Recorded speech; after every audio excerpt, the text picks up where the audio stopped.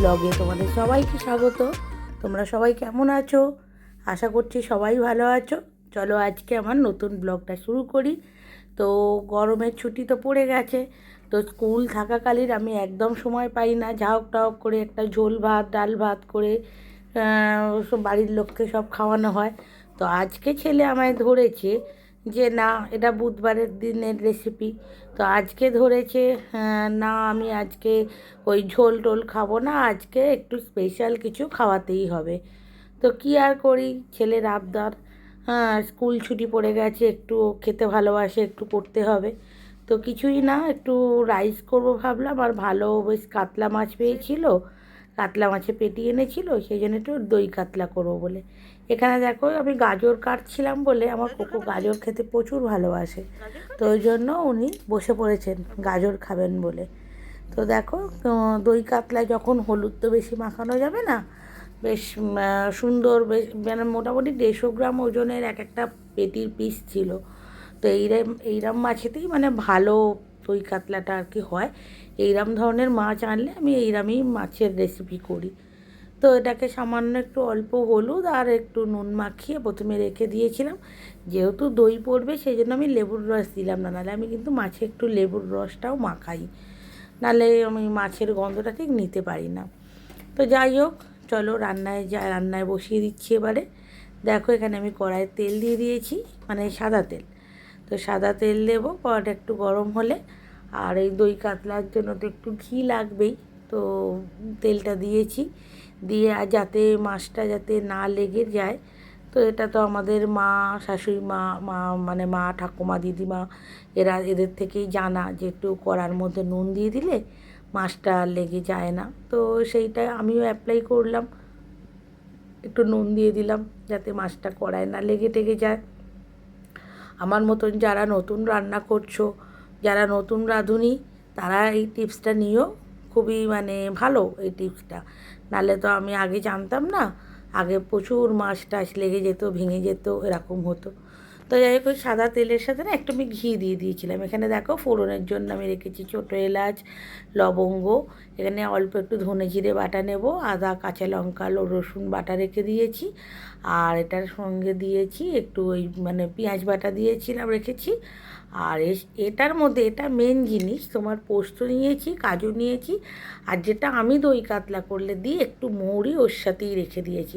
মৌরিটা কিন্তু অন্য সময় দিলে হবে না, মৌরি বাটাটা ওই পোস্ত আর কাজুর সাথেই একসাথে বেটে ওটা রাখতে হবে একসাথে।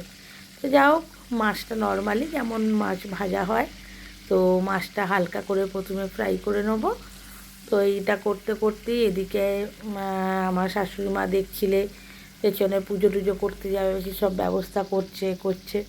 তো কোকো তো এবার পালিয়ে গেছে গরমের জ্বালায়, সামনেটা বসে মানে ও যাবে না ওইখানেই, মানে একটু চেঁচামেচি করলে এই গ্যাসের সামনে থেকে একটু সরে, জাস্ট একটু সরে গিয়ে বসে থাকবে চুপটি করে। মাছগুলো দেখো খুব বেশি ডিপ ফ্রাই আমি কিন্তু করছি না, হালকা ফ্রাই করে আমি দেখো তুলে রেখে দেবো। তো এইগুলো তোমরা নিশ্চয়ই এর আগে দই কাতলা বানিয়েছো আশা করছি। তো তোমরাও কিভাবে বানিয়েছো, তোমাদের অন্য রকম কোনো টিপস জানা থাকলে আমাকে একটু জানিও। আমি তোমাদের থেকেও নতুন, শেখার তো কোনো শেষ হয় না বলো। হ্যাঁ, সবাই সব সময়তেই নতুন কিছু না কিছু শেখা যায়।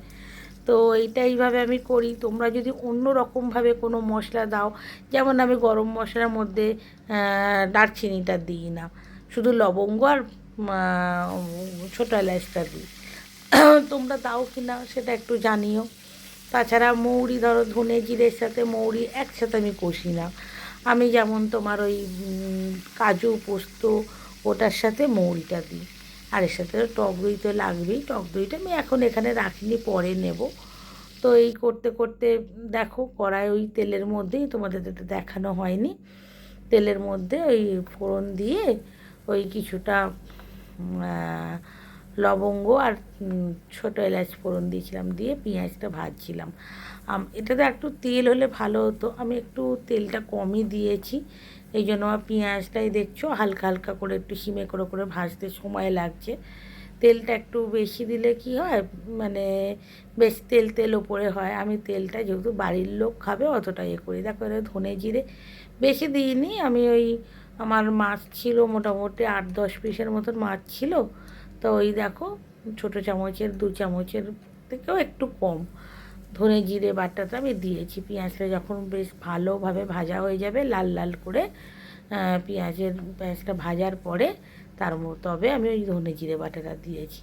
আর এদিকে মাঝে মাঝে দেখা যাচ্ছে, দেখেছো, রাইস করবো বলে তো গাজর কেটেছিলাম। আমার ছেলে না গাজর বেশি মোটা করে কাটলে মুখে পড়লেই এটা বার করে সাইড করে গোছাবে, মানে সাইড করবে। এরকম কথা বলতে বলতে ধনে জিরে, এই আদা রসুন আর কাঁচা লঙ্কা, এর সাথে একটু কাঁচা লঙ্কাও একসাথে বেটে নিয়েছিলাম, তো এটাও আমি অ্যাড করে দিলাম। এটা দিয়ে এখন ভালো করে কষাবো। অল্প গরম জল, আমি আগেও বলেছি তোমাদের আগের ভিডিওতে, আমি রান্নায় গরম জলটাই ব্যবহার করি। তো ওইদিকে আমি গরম জল করে রেখে দিয়েছিলাম, সেই সামান্য জল দিয়ে ভালো করে যতক্ষণ না এর কাঁচা গন্ধটা যাচ্ছে একটু কষাতে থাকবো। একটু ধৈর্য ধরে গ্যাস কমিয়ে একটু হালকা আছে এগুলো নিয়ে আমি কষাতে থাকবো। তো যাই হোক, বিনস আমার ঘরে ছিল না, ওই জন্য রাইসে আমি বিনস আর দিইনি। বিনস দিলে তো ভালোই হয়। তো আমার ছেলের যে রাইসটা খায় মুখে একটু ওই তোমার গুঁড়ো মশলা, রাইসে যেমন নর্মালি সবাই গুঁড়ো মশলা ওপর থেকে দেয়, আমি আবার রাইসে ওইরকমভাবে গুঁড়ো মশলা টশলা দিতে পারি না, কেননা আমার ছেলের মুখে পড়লে ওগুলো খাবে না। আর গাজরও খুব সরু সরু করে কেটে সামান্য একটু ঘি আর তেল মিশিয়ে গাজর, একটু কাজু কিশমিশ সব ভেজে আমি রেখে দিয়েছি। কিশমিশ খায় না, কাজুটা খায়, তাও আমি রাইসে আমি দিই। কী করব, ছেলের মতন করেই আমাকে রান্না এদিক ওদিক করে নিজের মতন বানিয়ে নিয়েছি, এই আর কি। তো দেখো এখানে এই পর্যায়ে আমি নুন দিয়ে দিলাম কথা বলতে বলতে, নুনটাও অ্যাড করে দিয়েছিলাম, আর একটু মিষ্টিও দিয়েছিলাম, কেননা একটু না মিষ্টিটা একটু লাগবে, কেননা টক দই দেয়া হবে। তো তো টক দই দিলে মিষ্টিটা একটু দিতেই হয়, ব্যালেন্স না করলে অসুবিধা আছে, মানে ঠিকঠাক টেস্টটা আসে না আর কি। তো অল্প একটুখানি ওই তোমার, আমাদের পুরোই সাদা সাদা রান্নাটা কেউ পছন্দ করে না, জানি দই কাতলা একটু সাদা সাদাই হয়। তো তারপরেও আমি নিজেদের মতনও একটু হলুদ, একটু কাশ্মীরি লঙ্কার গুঁড়ো দিয়েছি কালারটা একটু ভালো হওয়ার জন্য। একটু বেশ ভালো করে এটা কষিয়ে নিচ্ছিলাম।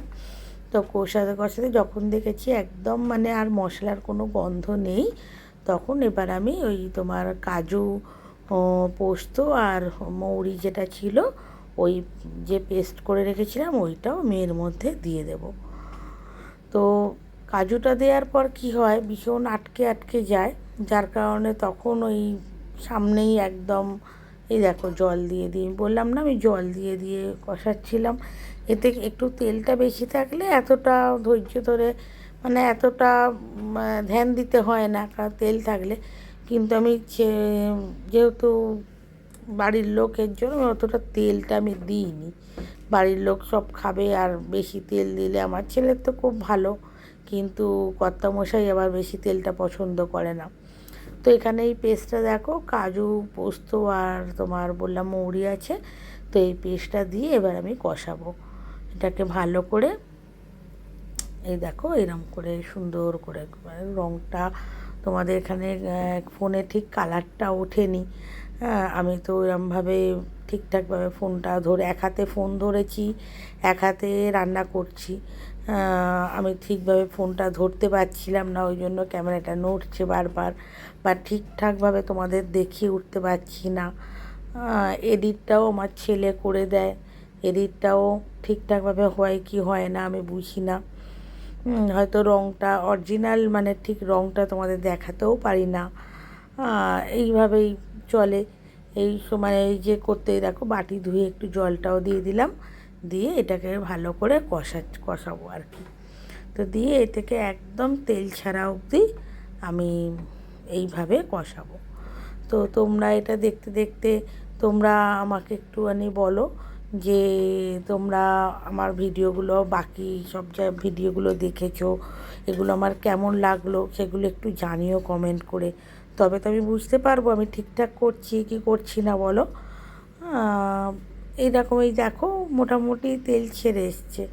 এবার আমি টক দইটা ভালো করে ফেটিয়ে নেবো। টক দই জল ঝরানো ছিল না, এমনি নর্মালি টক দই ছিল, ওই আমুলের যে টক দইগুলো হয় ওই টক দই। তো নিয়ে ওই 1 কাপের মতন টক দই নিয়েছি। তবে এটা আমুলের টক দই নয়, এটা আমার কিন্তু ঘরে বসানো টক দই। আমি তোমাদের ভুল বললাম, আমার খেয়াল ছিল না, কেননা আমি গরমকালে নিজে টক দই পাতি আর কি। তো দই ঘরেই আমি পাতা হয়, এইটা রোজ দিন হয় না, সেদিনকে ছিল, আমি ওই জন্য ওইটা আমি দিয়ে দিলাম। তো দেখো এরমভাবে তেলটা হয়ে এসেছে, দেখো পুরো তেলটা কিভাবে উঠে আসছে ওপর দিকে। তো এই সময় আমি ওই টক দইটাকে দিয়ে দেবো। হ্যাঁ, টক দইটা দিয়ে দেওয়ার সময় গ্যাসকে একদম সিমে, এটা সবাই জানো, গ্যাস একদম সিমে রাখতে। আমি না অতটা পাকাপোক্ত নয় বলে আমি কি করি, আগে একটু জল দিয়ে দিই, তাহলে রান্নার একটু টেম্পারেচারটা কমে আসে। হ্যাঁ, কেননা এক হাতে ফোন নিয়ে আছি, টক দইটা দেওয়ার সাথে সাথেই নাড়তে হবে। তো কড়াটা যদি কোনো ডিসব্যালেন্স হয়, সেই জন্য আমি একটু জল দিয়ে দিই। দিয়ে যেই একটু টেম্পারেচারটা কমে আসে, তখন ওই একদম গ্যাস সিমে করে দিয়ে টক দইটা দিই।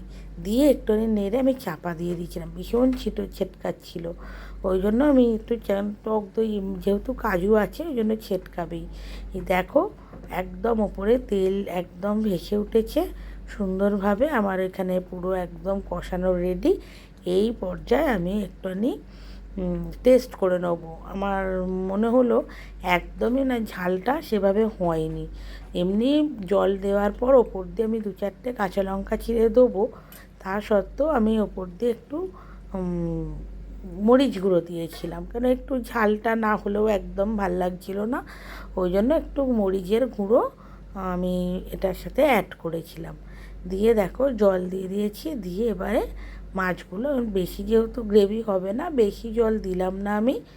দিয়ে এবার মাছগুলোকে তুলে দেবো আর একটু চাপা দিয়ে দেবো। একটু 5-7 মিনিটের মতন ফুটবে, আর মাঝে মাঝে একটু আমি নেড়ে দেবো, কেননা যদি বাই চান্স, যেহেতু কাজু আছে না, হয়তো নিচে লেগে যেতে পারে, ওই জন্য। দিয়ে আমি মাছগুলো এটা চাপা দিয়ে দেবো একদম সিমে করে। আর যখন হয়ে আসবে একদম উপরে তেলটা ভেসে উঠবে, তো সেই পর্যায়ে আমি ওটা বন্ধ করে দেবো। তো এটা ফুটতে থাকুক, এদিকে তো আমার ওদিকে রাইসটাও বানাতে হবে।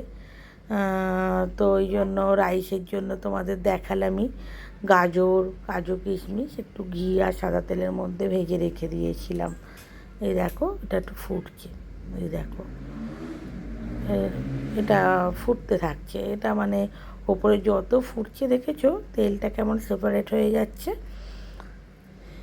তো যাই হোক, এবার দেখো এই যে একটু কাঁচা লঙ্কা, 4-5টা কাঁচা লঙ্কা চিড়ে ওপর দিয়ে দিয়েছি। আর হ্যাঁ, ওপর দিয়ে একটু ঘি দিয়ে দিয়েছিলাম, হ্যাঁ, একটু গন্ধটা বেশ সুন্দর আসার জন্য অল্প সামান্য একটু ঘি দিয়ে দিয়েছিলাম। দেখো একটু গোলমরিচের গুঁড়ো দিলাম, হ্যাঁ, দিয়ে মাছগুলো আমি তুলে দেবো। তো যাই হোক, এইসব করে এদিকে তো আমার ভাই কানে শুনেছে যে দেখ আমি এইটা রান্না করেছি। ও ভীষণ খেতে ভালোবাসে বেচারা। বলছে আমি যাবো, কিন্তু যেহেতু বেবার মানে সানডে ছাড়া তো সময় হয় না না ওর বেরোবার, তো খুবই মানে আফসোস, আসতে পারছে না। এলে আমাদের ভাই বোনেদের এরকম হয়, যেদিনই যেটা হয় না কেন আমরা একটু করে হলেও ফ্রিজে রেখে দিই। বা যেমন সানডেতে আমার জন্য ওখানে পাস্তা হয়েছিল, রিম্পা পাস্তা করেছিল, আমার জন্য একটু পাস্তা রেখে দিয়েছিল, এই রকম। তো আমিও যতটা পারি যে রেখে দিই। তো সেই দিন এইটা আমি আর রাখতে পারিনি, কেননা যেহেতু গরমকাল, তার মধ্যেই দই টই আছে। তো আমার যাই হোক দেখো কড়াই পুরো ভর্তি হয়ে যাচ্ছিল, ওই জন্য ক্যামেরা অফ করে আমাকে আবার কড়াটা চেঞ্জ করতে হয়েছে। আমি বড় কড়াই এই যে দিয়ে সব একদম রেডি, এইটা করে আমি চাপা দিয়েছি। একটু গ্রেভিটা টেনে আসলেই আমি এটা নামিয়ে নেব। তো যাই হোক, ভাইয়ের কথা বলতে বলতে রয়ে গেলাম। ভাই আসবে বলেছিল, কিন্তু ও আসতে পারেনি। আর সেই জন্য গরমে না রাইস টাইসগুলো বেশি দিন রাখা যায় না, যে ফ্রিজে রেখে দেবো নষ্ট হয়ে যাবে। এই দেখো এখানে আমি রাইসের চাল আমি ভিজিয়ে নিয়েছিলাম, হ্যাঁ, ভিজিয়ে ওই 0.5 ঘন্টা 40 মিনিটের মতো আমি রেখে দিয়েছিলাম রাইসের চালটা। তো যাই হোক, এবার এদিকে দেখো আমি কীভাবে রাইসটা করি। জল গরম করতে বসে এখানে নুন আর তোমার ইয়ে দিয়ে দিয়েছিলাম, তেজপাতা, আর একটু ওর মধ্যে ঘি দিয়ে দিয়েছিলাম। আর এদিকে দেখো লবঙ্গ, গরম মশলা যেগুলো থাকে, দারচিনি, লবঙ্গ, তেজপাতা, ছোটো এলাচ তো ছিলই, তার সাথে একটু জয়িত্রী, সাজিরে, সামরিচ আর একটু জায়ফলও ছিল। তো এটা এইভাবে দিলাম। আমি সেদিনকে আমার ওই একটা আমার মশলার পুঁটুলি আছে, আমি বিরিয়ানি করি বা রাইস করি সেই পুঁটুলির মধ্যে বেঁধে দিই। তো সেদিনকে আমি ওইটা খুঁজে পাইনি, ওই জন্য আমি এমনি জলের মধ্যে দিয়ে বেশ কিছুক্ষণ ফুটিয়ে তারপর ওই রাইসটা করেছি। এবার দেখো আর কিচ্ছু না, রাইসটা ভাতটা হয়ে যাওয়ার পর যখন ফ্যানটা ঝাড়ছিলাম তখন তো হাফ মশলা তোমার বেরিয়ে গেছে, মুখে লাগবে না। তারপর একটা কড়ার মধ্যে একটু ঘি ভালো করে মাখিয়ে নিয়েছি, নিয়ে যেই ভাতগুলো বা যে গোটা মশলাগুলো একটু একটু করে তুলে ফেলে দেবো, নাহলে এই মুখে লাগলে না বড্ড বাজে লাগে, তো ওই জন্য দিয়ে ভাতগুলো দেবো। ভাতটাকে ঠান্ডা করে নিয়েছিলাম, পাখা চালিয়ে রেখে দিয়েছিলাম, ঠান্ডা করে নিয়েছিলাম। নিয়ে এবার ভাতগুলো কড়ার মধ্যে দেবো, দিয়ে আর তোমার যেমন বিরিয়ানির লেয়ার করে না, ওইভাবে ওটা জাস্ট মেশানোর সুবিধার জন্য, আর কিছু না। হ্যাঁ, ওই তোমার কাজু কিশমিশ আর গাজর বিনসটা দিই। বিনসটা তো আমি আগেই বললাম, বিনসটা আমার ছিল না, আমি গাজর দিয়েই শুধু করেছি। তো গাজরটা থাকলে দিয়ে দেখো বেছে বেছে সব মশলাগুলো ফেলে দিচ্ছি, এইগুলো থাকলে আমার ছেলে খাবে না। এই গরম মশলা ওই জন্যই আমি একটা ওই স্টেনার, আমার এখন নেই, স্টেনার একটা কিনে নিলে জানি ভালো হতো। তো এখন আমার একটা ছোট্ট কাপড়ের টুকরো, নতুন কাপড়, সুতির ধুতি কাপড় আছে, সেই নতুন কাপড়ের টুকরো আছে, ওইটার মধ্যেই মশলাটা বেঁধে দিতাম। তো আজকে আমি খুঁজে পাইনি বলে ওই রকম মানে দিয়ে দিয়েছিলাম। তারপর যতটা পেরেছি, যতটা সম্ভব, হ্যাঁ, আমি তুলে তুলে সব গোটা মশলাগুলোকে ফেলে দিয়েছি। এবার তার মধ্যে কিছু একটু তো একটু আধটু রয়ে গেছি, কিছু করার নেই। তো এর মধ্যে আমি না চিনিও দিয়ে দিচ্ছিলাম, একটু মিষ্টি দিতে হবে। আর নুনটা আমার সবেতেই নুন ঠিকঠাক, নুন সেভাবে দিতে লাগেনি, কেন আমি ভাতে যে নুনটা দিই একটু মানে বেশি করেই দিই, যাতে ভাতের নুনটা একটু বেশি লাগে। তো দেখো এইভাবে, এই যে দেখো সব তুলে তুলে তুলে তুলে ফেলে দিচ্ছিলাম, দিয়ে ভাতটা পুরো কড়ার মধ্যে হাফ দিয়ে, আর পরে ওই তোমার গাজর আর কাজু কিশমিশটাকে আমি দিয়ে দিই। কেননা দিয়ে জাস্ট হালকাই দেখো এই গাজরগুলো তো একদম সরু সরু করে কেটেছি, যাতে মানে মুখে লাগলে যাতে মানে কারোর অসুবিধা না হয়। কারোর বলতে ছেলের, এবার ছেলের মতন করে তো একটু করতেই হয়, কেননা ও নাহলে খাবে না, ওরও তো খাওয়াটা দরকার না। সেই কারণে আমি যতটা চেষ্টা করি যে আমি বাইরের খাবারটা যাতে না দিই, যতটা মানে আমি পারি আমি বাড়িতেই সব কিছু মানে বাড়িতে আমি বানাবার চেষ্টা করি। আমাদের বাড়িতে সবাই খেতে ভালোবাসে, তো সেই জন্য আমি বাড়িতেই যাব সমস্ত কিছু খাবারটা বানাবার চেষ্টা করি।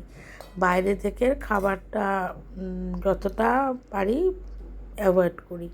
আর আমার বরমশাই তো একদমই পছন্দ করে না বাইরের খাবারটা, তবুও আমি আমার ছেলে দুজনে মিলে, মা ছেলে মিলে সুযোগ পেলে টুকটাক বাইরে খাই, কিন্তু বরমশাই একদমই মানে পছন্দ নয় বাইরের খাবারের। তা যাই হোক, দেখো বলতে বলতে ভাত আর সবজি একসাথে সব দিয়ে দিলাম, ওপর দিয়ে আরেকটুখানি চিনি দিয়ে দিচ্ছিলাম। তো যদি মনে হয় ওপর দিয়ে একটু ঘি দিয়ে দিলেও খুবই ভালো হয়। তো আমি এখানে ঘিটা আর দেবো না, কেন গরমের সময় এমনি ঘি ব্যবহার করেছি দুটোতেই, সেই জন্য এটাতে আর ওপর থেকে ঘিটা আর দেবো না।